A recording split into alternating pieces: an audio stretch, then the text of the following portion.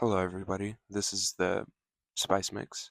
Today we're going to be making tomato basil bellavontino pasta, and the ingredients we're going to need is the spice mix, some baby spinach.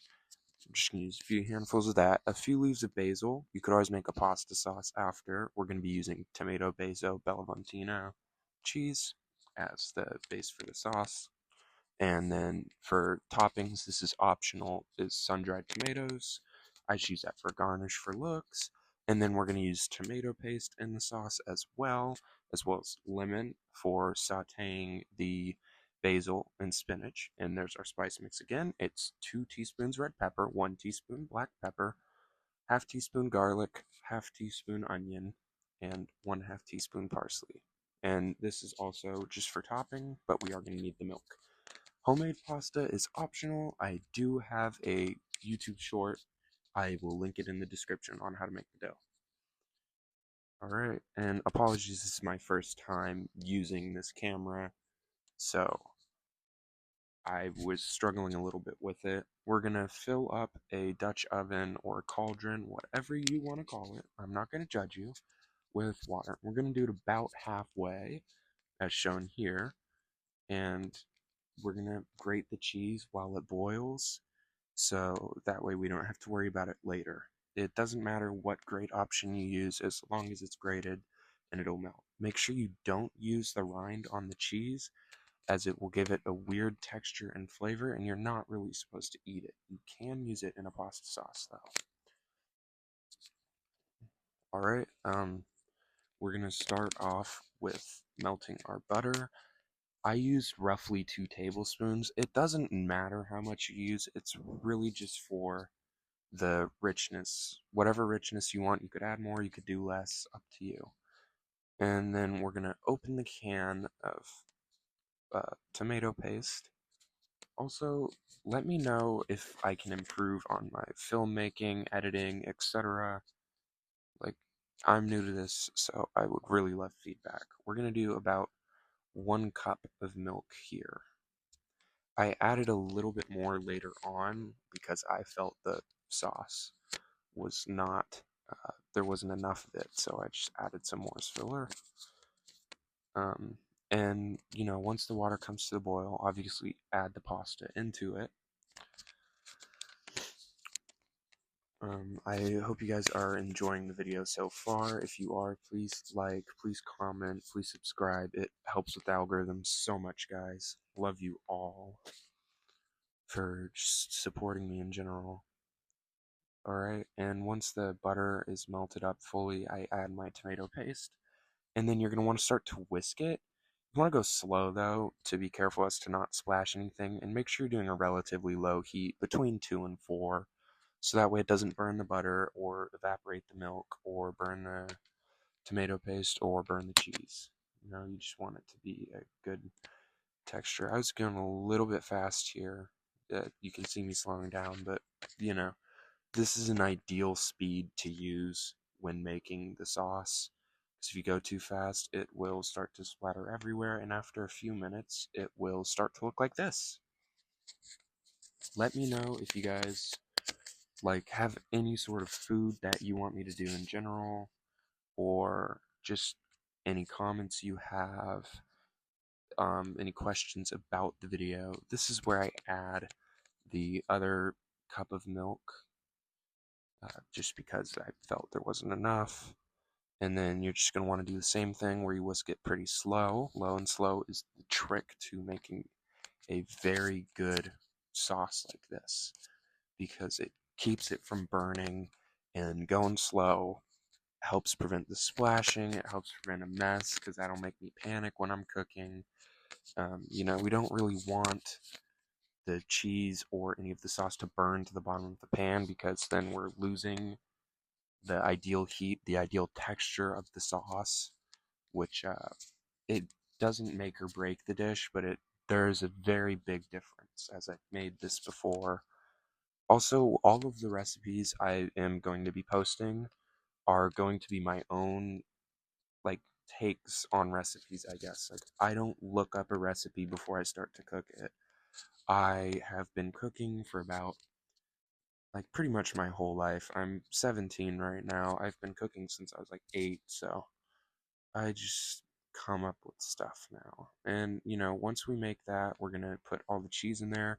And again, we're going to whisk it. What's new? And we're just going to want that cheese to melt up real nice. It'll start to get rid of that tomatoey, like pulpy look, and it'll start to get more binding. I did choose to add some flour here as I wanted my sauce to be a little bit thicker. This part doesn't matter. If you want your sauce more runny, then don't add this. But if you add this, it's going to be more like I guess, like a mac and cheese, like a baked mac and cheese, not just any mac and cheese, like a baked mac and cheese texture, which I personally prefer in this dish as it doesn't run across the plate and doesn't look poorly presented when I do that. And, we're going to want to boil our noodles probably for like 6 minutes since they're fresh. If you're using box noodles, just follow the instructions on the box. It doesn't matter. I just like to use the ones because I got a pasta machine. So, and after stirring all the flour together, it's going to look like this. I also chose to add a fourth cup of heavy cream because it would add a little bit of richness to that sauce, and it would just thin it up a little bit more because the fourth cup of flour was just made it way too thick for my liking. So yeah, that's all I have to say on that. But I hope you guys are all having a good day. Make sure you like, subscribe, comment. Um, it just really helps my videos get to a larger audience. And, of course, I really appreciate everyone's support so far. I know this is my first long video, so I'm going to be learning as I go. So just bear with me. And now we're going to add our seasoning into the pot, or into the skillet. And we are just going to continue to stir all the seasoning in there, making sure it doesn't get clung to the sides. And, now we're just going to kind of forget about this sauce after we're done mixing all that in there. And then we are going to move on to sauteing the spinach and basil. I do the spinach and basil just as a little bit of volume, a little bit of green to get in there. And the basil, it just really works nicely with the cheese and the pasta. And the spinach, you cannot even taste it in this dish, honestly. The cheese is such a strong flavor, which is also a reason why I didn't use much seasoning. But you're going to do a couple of handfuls of spinach at first into the pot. You're going to want to cook those down some because we don't want to overcook the basil and have basil be the only thing we taste. We're going to grab a few leaves of basil, split it up, throw it in there, and continue to saute for like 1 to 2 more minutes until the spinach starts to turn like a dark green and starts to wilt up like that. Really reduces it in volume, but all of the flavor is in that water there, so make sure you keep that in the pot because it will add the little bit of spinach flavor in there that just emulsifies the rest of the dish. The acidity from the lemon makes it so much stronger. Just put it in there with the pasta, and then after this is why we keep the cauldron at all times, because it's just, in my opinion, easier to do it, less mess than in the just regular pan. You could do it in either, it doesn't matter, but I just prefer to do it this way as it's less mess. Sometimes I make a mess in the kitchen, and just make sure you get like every last drop of that sauce because it's so good, it is so worth it, and the whole dish is maybe like $10 total to put together, and it should serve about 4 people, depending on if you add protein or not. If you add protein, it could be like 5 or 4 with some leftovers. I won't judge. You could eat the whole thing if you want. I do it sometimes. It's delicious. But, we're just going to want to mix that up real good. Make sure that the sauce covers every noodle. Um, and yeah. But I will be releasing some new videos soon. Now that I'm out of school, I've been procrastinating releasing long-term videos. But you should expect a regular upload schedule. But I will be leaving in July, and I'll come back in August, though. Alright, so now we are moving on to topping. We're going to use the sun-dried tomatoes and the Parmesan cheese. What I like to do is, if you have chopsticks, you can twirl the noodles up like so and make them look like that, or you can just drop them on the plate. It doesn't matter. It's good regardless of the toppings. It's just, I like to make it a little bit presentable. Just give it a pop. And yeah, we're just gonna grate.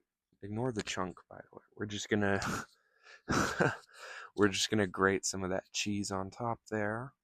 Just get a nice little dusting. And you don't want to use the whole block of cheese. It'll just then only taste Parmesan. Not a bad thing, but also not something you want. Um,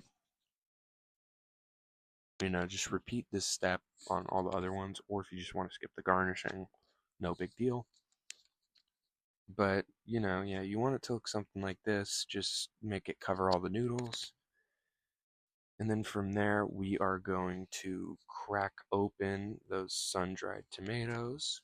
You could use the ones coated in oil. Those ones I personally prefer, as they're just richer in flavor and they're not as chewy. But, yeah, I also just decided I was going to cover it with a little bit more of red chili flakes, and it just makes it a little bit more like appetizing looking, more presentable. And a final layer of Parmesan cheese on top of those sun-dried tomatoes, because I personally think that the black tomatoes don't look very good on top of the white, so I just mix it all together, and that is what it will end up looking like. I really hope that you guys enjoy these types of videos. If you don't, let me know what I could do differently. Like and subscribe, and have a great one, guys.